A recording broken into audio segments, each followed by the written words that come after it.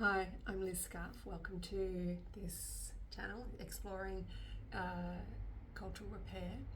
And in this video, I wanted to talk about hobbies as a form of cultural repair. I'm a massive fan of hobbies, and I haven't always been. I think it was in my mid-30s when I first realised, oh, I have a hobby. And I'd been really kind of caught up in productivity mindset a lot before then, I think. And so the idea of doing something that back then this was something that didn't really produce anything, it was just fun. It was really kind of wild for me. So as I think about it more now and I think about it more in a meaning-making way, I think about hobbies, how is it a form of cultural repair? Are they always, how useful are they? What kind of role do they play in cultures? Like, hobbies are culturally constructed and culturally determined and change over time, of course, and are different in different cultures. And different cultures might not have concepts of hobbies as well. And at different times we wouldn't have either in Western culture. So I think it's a really fascinating concept. So let's dive into just a few thoughts about it. And yeah, I'd love to hear your thoughts about it too, or read about them in the comments. So first, if we try to define a hobby, I actually think trying to define what is a hobby and what isn't, it's a task for people who want to live dangerously. There are a lot of feisty online debates about what's a hobby and what's not. But I think ultimately it's a mix of objective definitions and subjective definitions. And as I said before, hobbies are really culturally constructed, so they're going to be different, differently defined in different times and different places. But a few of the criteria that I've come across in the research where I think they're not that debated, right? It's something done in leisure time. It's generally not passive. That doesn't mean that watching TV can't be a hobby. Watching TV is quite passive in some ways, but it can be engaged with in a very active way by being a fan of particular shows, really getting into, who's directors, same with films, right, and critiquing and being part of fandoms, getting into discussions. And same with books. Actually, they're very passive as well, but book reading can be a hobby when it's engaged with more than just sitting down and reading. And then maybe it's a recreational activity or pastime that doesn't quite maybe meet hobby definition. Hobbies also tend to mean that you require skills and knowledge in the area. Generally are driven by a quest for pleasure, and they're not usually income earning. Communities form around hobbies, and generally there's a sense of achievement felt from engaging in the hobby. Now, someone also once told me that they'd come across a definition where hobbies are something that you're a little bit embarrassed about. And I actually don't agree with this as an inherent feature defining hobbies, but I think it does raise or point to a really interesting cultural phenomenon that hobbies can be quite stigmatized.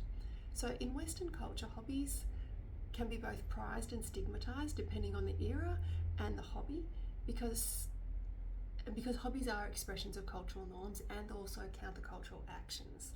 So some hobbies are given more virtue than others, again, depending on the cultural values. So my father loved model railways, which is seen as a pretty childish hobby for adult men to engage with, right? But my mother loved horse riding, and that's much less stigmatized and not seen as quite so childish, probably because it verges on a sport, right? And certainly the way she engaged with it was very professional. More modern, just making me think about examples, right? But like knitting is seen as an old lady's pastime, right? But it's certainly seen as having a lot more virtue, even if you're a young person who knits, than gaming, for instance, playing video games. Now, this is one of the big questions of our modern era: is gaming a hobby? Honestly, you get onto Reddit and other places like that where people are debating it. It's intense. Now, I'll get back to that. How different hobbies are judged in the culture tells us about the dominant values of the culture, not just towards the hobby itself, but towards the concept of leisure time. Now, leisure time is a fascinating cultural phenomenon, which I'm going to have to leave for another video. But the current tendency in Western culture to prize being busy and stressed, which equals being important, it's a long-standing cultural narrative that we can thank sort of certain branches of Christianity for, Enlightenment philosophies. I don't edit my videos. I'll leave all those mistakes in. Industrialization, classism, neoliberalism, lots of these things, right, reinforce being busy, having a strong work ethic, that these are all like good things to do and have. Now, the association of busyness and importance, that makes it hard for us to really question the fundamental structure of our lives and the amount of time that we don't have to pursue leisure activities and relationship and rest basically. And it makes it hard to slow down and do less, because if we're not busy, we're not important, and if we're not important, who are we, right? And this is the same in social change movements though, as well as mainstream culture. It's not just, something that belongs to corporate realities, right? So I actually think having a hobby is a radical act and can be culturally restorative, because it claims leisure time and it lets our bodies be something other than tools of productivity. They can be expressions of joy and fun and creativity and connection. And I also think most hobbies are they're very sensory embodied activities. And in these ways, I think engaging in hobbies can be a form of cultural repair. And that being said, hobbies also have a way to promote, or have also been used as a way to promote work ethic, and hence why some are more virtuous than others, because you're producing something more useful. And this was really emphasised in the Great Depression, where hobbies were not just a form of cheap entertainment. People couldn't afford entertainment activities that cost more money, but it was also a way to maintain employment or employability and also work ethic. And many hobbies these days, they were once necessary skills pre-industrialisation, right? So these are called, or sometimes leisure work is a term used to describe activities that once were hobbies, or in some places and some classes still are hobbies. And this is things like knitting, sewing, fishing, hunting, soap making, candle making, pickling vegetables, woodworking, blacksmithing, ceramics, ironing. Like, if you haven't come across this before, I came across this when I was researching the video. Look up extreme ironing. Like, really, people, honestly, so quirky. Anyway, so are hobbies always cultural repair? No, I don't think they are. Our love of hobbies is, of course, fodder for the capitalist machine, and we can engage in them in ways that are not life-affirming, not joyful.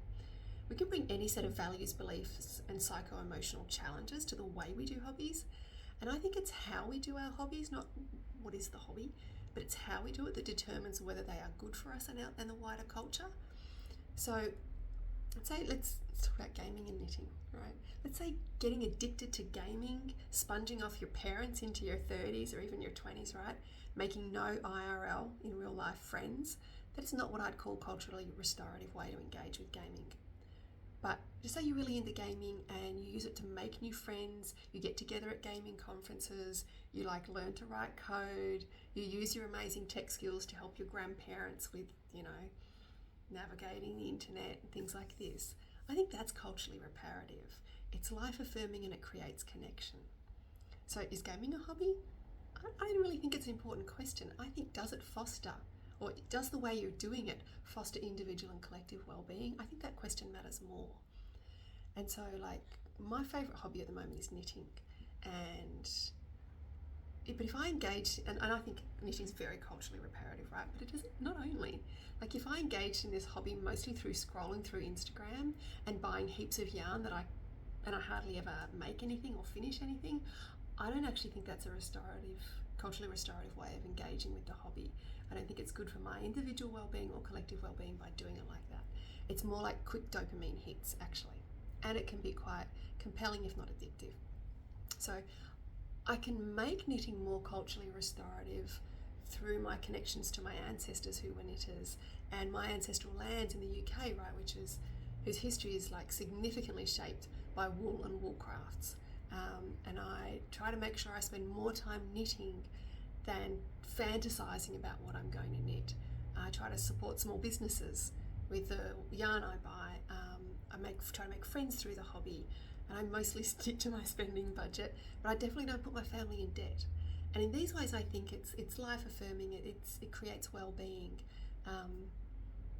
But yeah, even so-called really virtuous hobbies, they're not immune to being co-opted by antisocial forces. And I think it does take effort to resist these because they're around us all the time, right? So it's engaging in our hobbies in life-affirming ways it's possible, but I would say it's not always easy. Like I have to put a timer now on Instagram because sometimes it'll just suck me into like looking at really pretty yarn for like a really long time. So I now have a thing where it's like if I open it up, I have 5 minutes. And it's like, okay, that's enough actually. And mostly when the timer comes up, I'm like, yeah, let's go and knit. I'd rather actually be knitting than scrolling. So I think when we do engage in our hobbies in more life-affirming ways, I think they make a really important contribution to cultural repair in lots of internal ways and also the ways in which we then take that out into the world. So I don't know, I think that's all I've been thinking lately about hobbies. I'm going to think more about it though because I don't know, I think it really brings me a lot of joy, all the different ways in which I get to engage in hobbies and the connections I get to make with other people. And for me, connection is like the core of cultural repair actually, is how do we rebuild connections in lots of different ways. So yeah, love to hear about your hobbies and the different ways you use hobbies to connect and to be life affirming, and yeah, different ways in which you can or can't or do or don't make it sort of a culturally reparative act, and I know some of the pitfalls of that too. It's really interesting. Yeah, love to hear about it. Okay, thanks, bye.